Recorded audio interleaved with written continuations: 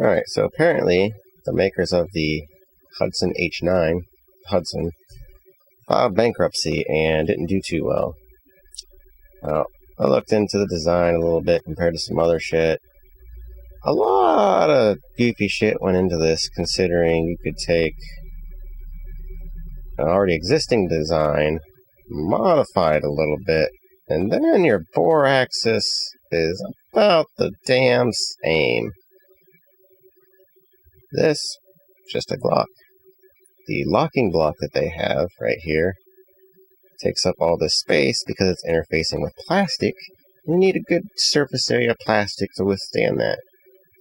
But if that little wedge here, which is all that the barrel contacts, was one solid piece with a steel frame, you could go something more like this. Top of the trigger guard just be real thin right here. Doesn't really matter. And basically the top of the inside of the rails would be about even with the top of this wedge here. So you would just make it like you'd make a standard steel frame, and like a dovetail cutter to go in here and cut some of that out. Like, there you go. It looks like the spring's pretty close to here, to where you can't just have a little thin metal. Well, replace it with something else, something a little different. Make the guide rod have the spring stop, I don't know, here. And then the dust cover here, move it down just a little bit more. There you go. Could make a spring that's more like a compact Glock spring, stick it in there. Subcompact, and then you could have a little space here and a little space on the front to beef up this tiny ass dinky fucking bullshit tab they have on these. That's basically it. The sear mechanism. I mean, the trigger bar from here forward, you'd probably have to change it. Trigger, as you can see, the trigger itself is a little shorter. It could even be moved up a little higher. Have the shoe of the trigger, and then have a couple little tabs that kind of stick out, pin going through there, and then the little tabs of the trigger could be like right up beside the ramp on the barrel. There's room for it. As you see right here, I just kind of threw this together, and the pin is right on the edge here. Like that wouldn't quite work. It's just a conceptual drawing. It's just one step above a napkin drawing. It's just MS Paint. But you could use the same sear mechanism, or something that is better for like competition guns and shit. Very easy to get exactly what you want out of the trigger. Like the Werther PPQ, which is also what Mechanic uses. That's why I know about this mechanism. Basically, here's the striker, here's a little hook, and here's, I don't know which part you call the sear because there's multiple crap going on here. Trigger bar pushes this light blue piece back, and this hook is able to go down, and then the striker is able to go forward. Depending on how you angle those surfaces, you can have a somewhat stiff wall, like if you're worried about it decocking itself if you drop it. Or you can have shit angled perfectly to where when you pull the trigger, the sear doesn't move at all, just right out of the way. Nice and smooth, with just a little bit of work. And then if you want to get a spring kit to lighten the overall pull. I sure as hell don't recommend that for a carry gun, but nice and easy to do. Spring kit, a little file and polishing, competition gun, done. And also, you wouldn't necessarily have to use a Glock.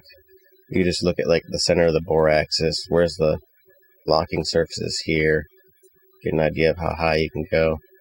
Like even something like this, you could probably do it on here. Because this has the same thing going on. There's a locking block that's wedged into the frame. You can see the top of the rail here. Looks like that entire locking block is below it. So, same thing. Similar surfaces here. Steel frame, just dovetail cutter, just go in there. Done. And no, you shouldn't have to worry about that dovetail cutter cutting out the side of the frame because the barrel is just in the middle. There's plenty of room for a rounded edge.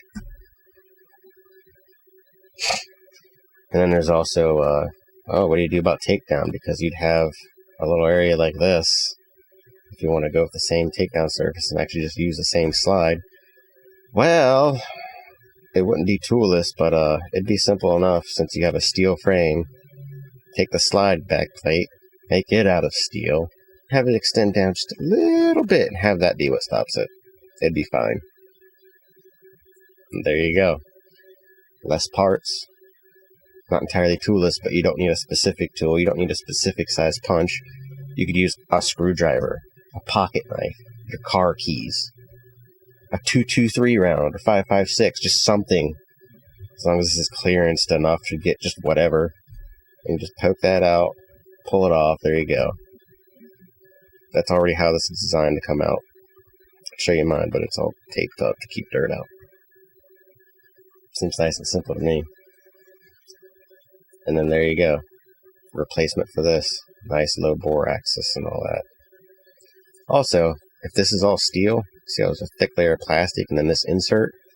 Well, you could thin that down too and bring that up even higher if you just put the pins for the trigger mechanism right through the frame. Anyway, I think I've basically covered it. It's not that ridiculous. Oh, and just like they've said in some of their videos where they've talked to other people, the magazine catch, since you're basically moving this all up, it would have to be higher. Personally, I like HK's trigger guard thing. Never actually got much time with one of those, but I like the idea. Because even on my Canic, I have to shift my grip to get my thumb to hit the mag release anyway, so just having a trigger guard, move my trigger finger down and pop it out. But everybody seems to like making those for the American market for whatever reason, because everybody wants to stick with the same old shit. Oh, it's better. Oh, but I'm used to this garbage. Just like ARs, like side charging shit doesn't want to catch on. But, nothing keeping you from going with something like this. Look at that charging handle placement. If they would make this to where it's not just for fucking blowbacks, that'd be great. Anyway.